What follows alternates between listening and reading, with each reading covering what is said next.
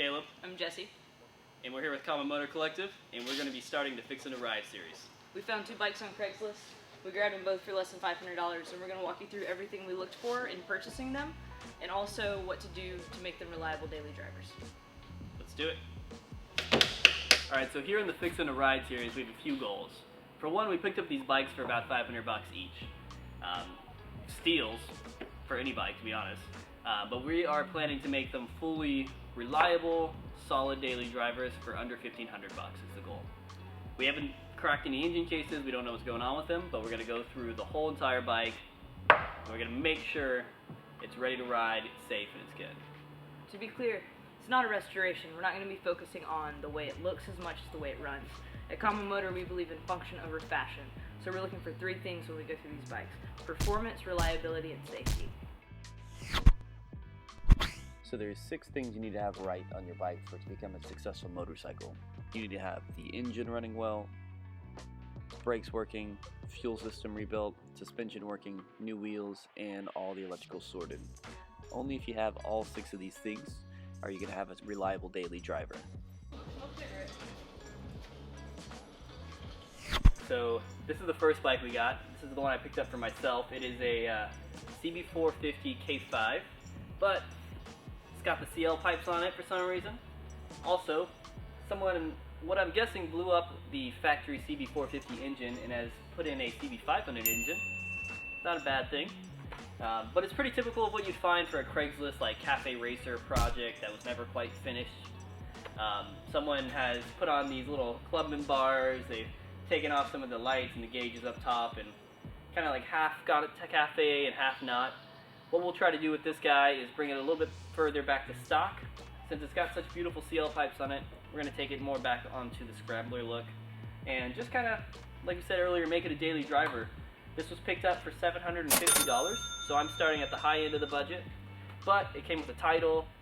It also ran about 2.5 years ago is what he's told me, and the engine turns over, so it's not a bad place to start.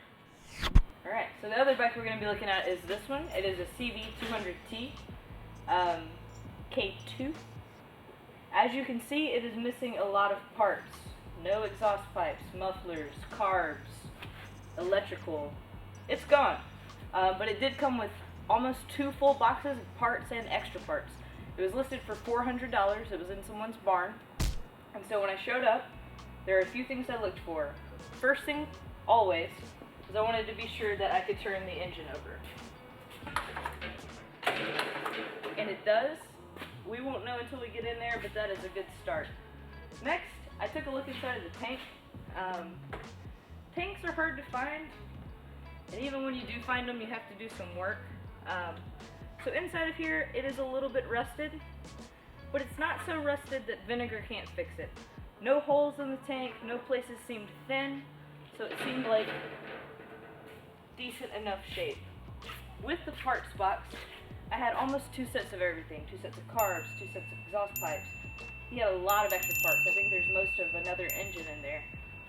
The 2 problems that I ran into were there was no key and no title. It's not the easiest thing, but it is possible to get it titled. But the not having a key and a title is some material that I used to talk him down off of what he was asking.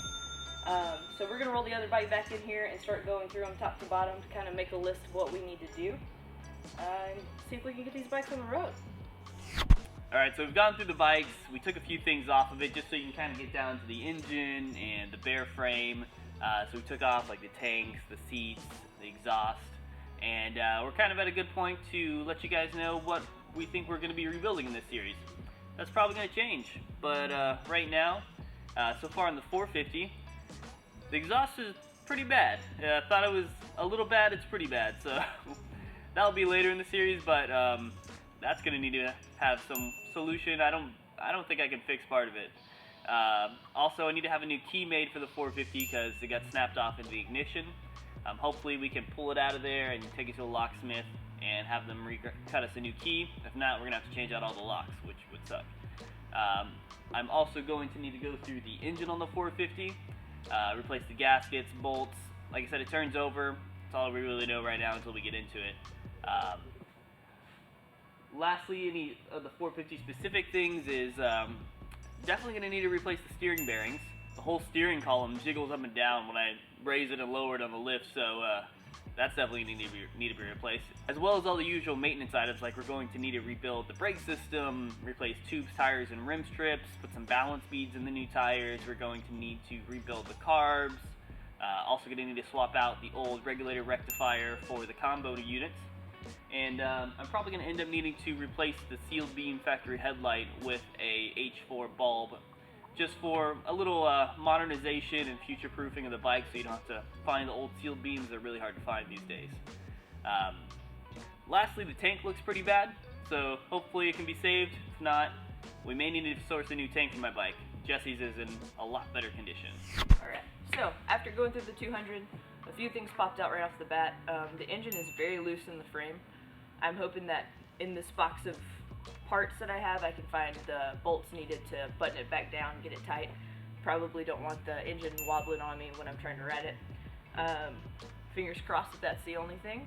The switches have been taken off the bike, and whereas I have two sets of both switches, they are mangled. So I'm going to spend a little time trying to piece those together to make them work, because they are hard to find and really expensive. Other than that, we're going to tackle the general maintenance stuff that you should do on every bike, especially a bike like mine that's a barn find that's been sitting there for 15, 20 years maybe. Tubes, tires, rim strips, always. Carb rebuild, which for me is going to be fun, because again, I have two sets of carbs and no idea what's going to work, what's going to not. It's going to be a lot of piecing together. You want to do the regulator rectifier upgrade, and we're going to rebuild the brakes, make sure I can stop my bike. Other than that, I'm sure we will find plenty more to do, but fingers crossed that is pretty much all of it. Alright, so that's really going to wrap it up for today. We're going to start breaking some bolts, but we're going to do that off camera. It's not too necessary to see us like hitting stuff with the impact driver for 45, 50 minutes. Mostly ourselves. Mostly ourselves. There will be a lot of fingers hit. I hope that gives you guys a good summary of what we're looking to do here on the Fixin' to Ride series, and also a good amount of information about each of the bikes. We're super excited to get started on them. We're going to be jumping straight into the engine first thing next time, cracking open some engine cases, replacing gaskets and oil seals. So yeah, make sure to tune into us next time, where we will be jumping into the two bikes. Don't forget to like us on Facebook and Instagram, subscribe to our newsletter, and subscribe to our YouTube channel right below.